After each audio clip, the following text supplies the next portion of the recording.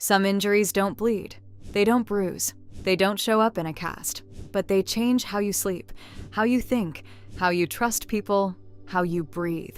And because you can still show up and look fine, everyone assumes you're okay, while your nervous system is fighting a private war. Mental disorders are often invisible injuries, real patterns in the brain and body that can quietly reshape an entire life. A mental disorder isn't just feeling sad or being stressed. It's when a pattern in your thoughts, emotions, or behavior becomes persistent enough and powerful enough that it starts costing you your life back, your relationships, your focus, your sleep, your ability to enjoy things, your sense of safety in your own mind. A diagnosis isn't a verdict on who you are. It's a shortcut for understanding the pattern, so you can treat the pattern. Mental disorders are measurable patterns that affect stress hormones, sleep, attention, and day-to-day functioning.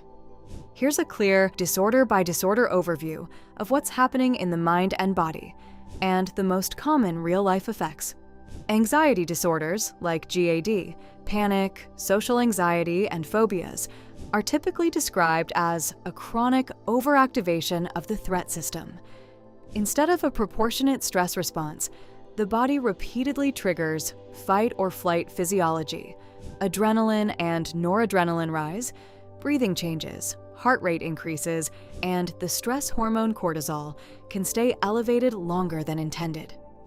Behaviorally, this often pairs with avoidance and safety behaviors, like checking, reassurance, escape, which temporarily reduce anxiety and unintentionally reinforce the cycle. Common effects include sleep disruption, concentration problems, irritability, muscle tension, and a gradual narrowing of daily life as avoidance expands. Over time, chronic arousal can lead to fatigue, headaches, gastrointestinal complaints, reduced work, performance, and increased reliance on caffeine or alcohol. Socially, fear of embarrassment can drive isolation, which then strengthens the anxiety loop. Depression. Depression can be explained, in plain terms, as a long-running shift in the brain systems that control stress, sleep, and reward. Two key pieces are 1. The stress system, which can disrupt normal cortisol rhythms, and 2. The reward and motivation circuits, where signaling involving serotonin, norepinephrine, and dopamine is often out of balance, making it harder to feel pleasure, energy, or drive, even when you want to. The effects are often practical and visible in daily life. Sleep becomes irregular, either insomnia or oversleeping, and waking up can feel unrefreshing. Thinking slows down, memory and concentration weaken, decisions feel heavier than they should. Appetite can drop or increase, and the body can feel achy, tired, and physically drained. People often withdraw socially, not out of disinterest, but because conversation and basic tasks require more effort than they can access. Over time, missed responsibilities and isolation can create a secondary layer of guilt and shame that deepens the disorder. Obsessive-compulsive disorder. Obsessive-compulsive disorder is characterized by intrusive thoughts, images, or urges, obsessions and repetitive behaviors, or mental acts compulsions aimed at reducing distress. A useful objective framing is that OCD involves heightened error/threat signaling and uncertainty sensitivity.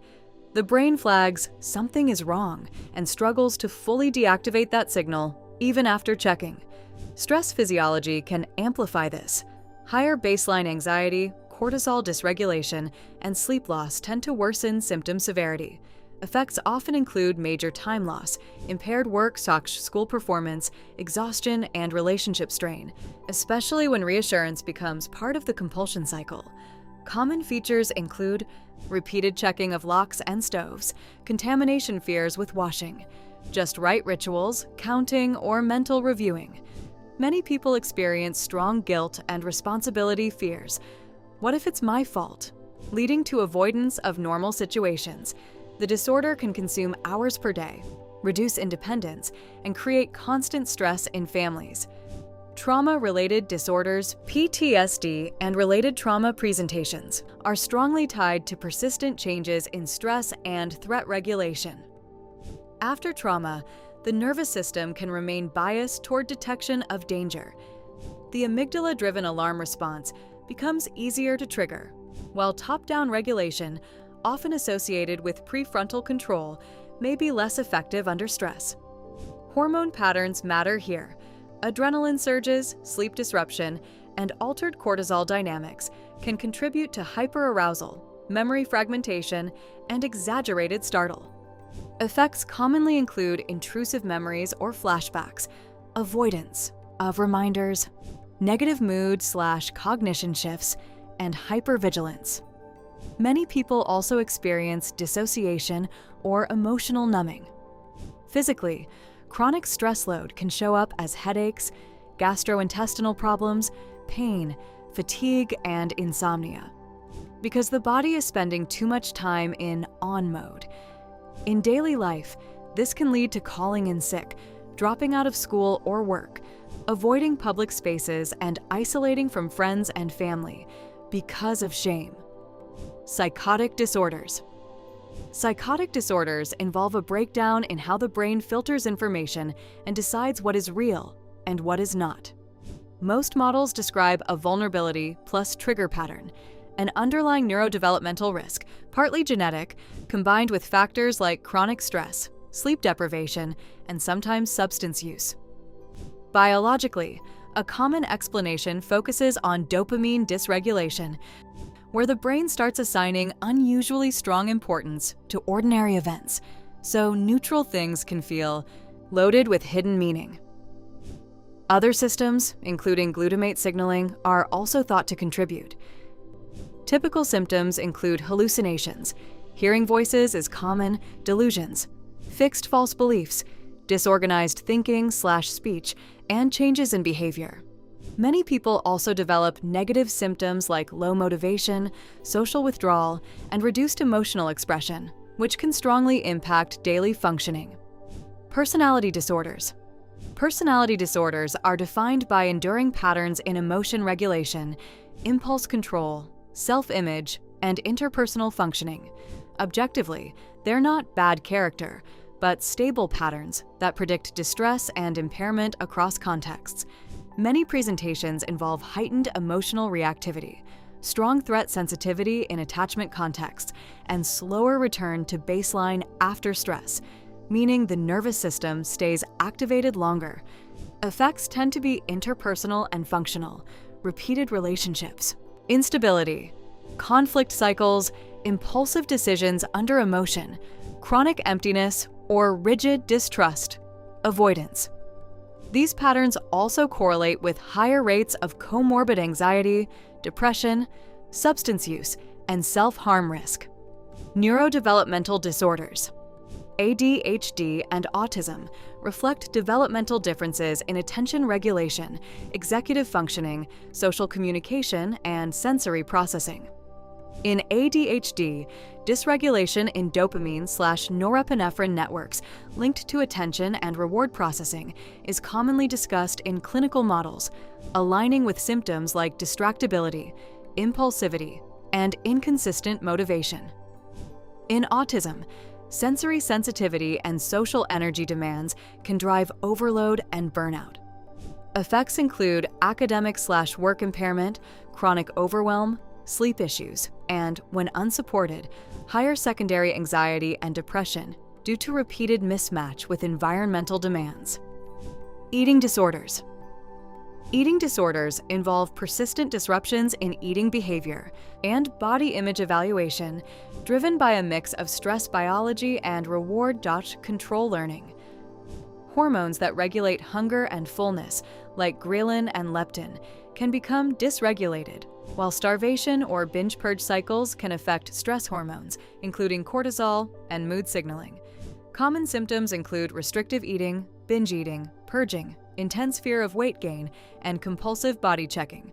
Effects can include fatigue, dizziness, concentration problems, social withdrawal, and serious medical risk over time. Most mental disorders don't come from one single cause. The most evidence-based way to explain why it starts is a multi-factor model. Biology sets sensitivity, experience shapes the wiring, and current environment keeps the system activated. Biology. Genes and early brain development can influence baseline reactivity, how strongly you respond to stress, how quickly you calm down, and how reward circuits respond. This connects to neurotransmitter systems like serotonin, dopamine, and norepinephrine, plus stress regulation through the HPA axis and cortisol rhythms. Learning. The brain learns fast from relief. If avoidance, checking, restricting food, or emotional shutdown reduces anxiety today, the brain stores that as useful, and the habit strengthens, even if it causes bigger problems later. Trauma and chronic stress. Repeated threat can recalibrate the nervous system so it expects danger by default. Higher arousal, poorer sleep, and easier triggering. Social environment. Isolation, instability, shame, and lack of support can turn a manageable symptom into a disabling pattern by removing recovery time and increasing stress load. What keeps many disorders going isn't just the original cause, it's the loop that forms afterward. A classic example is avoidance. You skip the situation, your anxiety drops, and your brain learns, escaping worked. That relief becomes a reward, so the fear grows stronger next time. Reassurance and checking can work the same way. They calm you briefly, but teach the brain you can't tolerate uncertainty without a ritual. Then there's rumination, replaying problems to feel in control, when it often increases stress hormones and sleep disruption, making symptoms worse. And shame is its own loop. You hide, you get less support, functioning drops, and the shame deepens. Over time, these patterns can overlap, which is why comorbidity is so common. Effective treatment usually works by targeting the specific mechanism that keeps the disorder alive. For anxiety, obsessive-compulsive patterns, and many trauma presentations, therapies often focus on reducing avoidance and retraining the threat system. CBT, cognitive behavioral therapy, targets biased thoughts and safety behaviors that keep fear active. ERP, exposure and response. Prevention, a specialized exposure therapy used for OCD, helps the brain learn, through repeated practice, I can tolerate uncertainty without rituals or checking.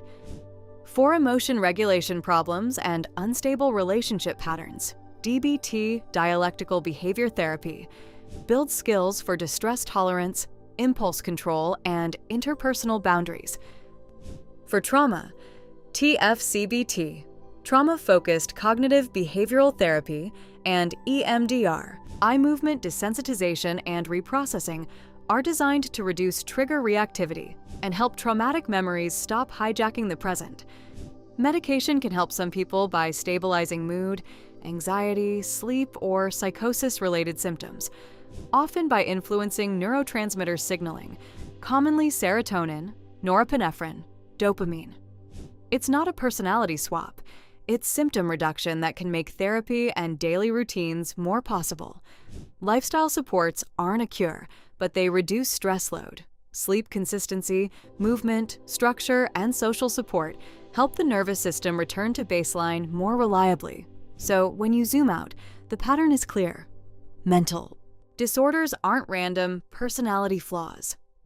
They're recognizable, treatable systems, often involving stress hormones like cortisol, threat chemistry like adrenaline, and brain signaling linked to serotonin, dopamine, and norepinephrine.